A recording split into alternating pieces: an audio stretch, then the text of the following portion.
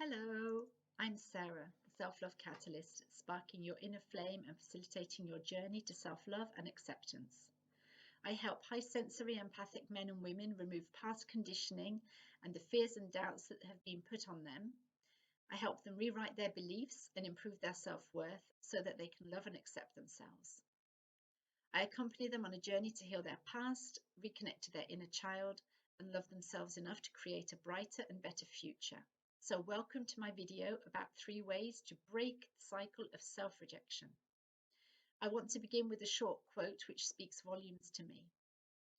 We've been conditioned to think that we must be something other than ourselves to be accepted and loved, and this forms the basis of my coaching approach. Self-rejection is actually the opposite of self-love and acceptance, and this is why I wanted to share with you 3 ways that we can use to break this cycle. So the first way is to recognize that we can be our own worst critic. This is what I wrote in my chapter of the best-selling book, Evolving on Purpose, all about our mind and the power of our mind. Our mind can be our best friend or our worst enemy.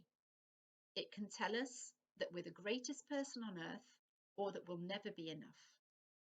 It has the power to influence how we treat our body, how we show up in life, and how we feel about ourselves. Every day, every hour, every minute. We can let it work for us or allow it to work against us.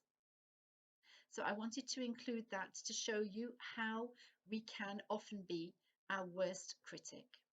So if you have that little inner voice, that little inner critic that's talking to you, I ask you 2 questions. The first question is it yours? Is it your voice you can hear? And the second question is, if it's not your voice, whose voice is it? We can also feel like we are our worst critics if we are perfectionists, because no matter what we do, it's not enough, it's not perfect. And so we strive for that perfection that we probably never ever achieve. The second way that we can break the cycle of self-rejection is to embrace our feelings and our intuition. Feelings are in fact the conscious experience of our emotional reactions. And this is something I work on with my clients using EFT, emotional freedom technique.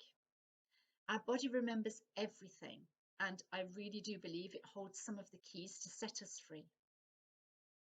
Talking about our intuition, it can be likened to a gut feeling. We often say that, don't we? I have this gut feeling about something. So I just want to remind you that our intuition is not the same as our instinct. Our intuition is our higher self speaking to us. It's a feeling we have in our body, a feeling that something's just not right. Our instinct is more our ego and our mind speaking to us. The last way I want to share with you to break free of this cycle of self-rejection is to remind yourself how truly amazing you are. This can be very difficult, especially if we are perfectionists, because we just don't believe that to be true. So 2 ways of doing this. You can list all of your strengths, your personal qualities, your greatest achievements.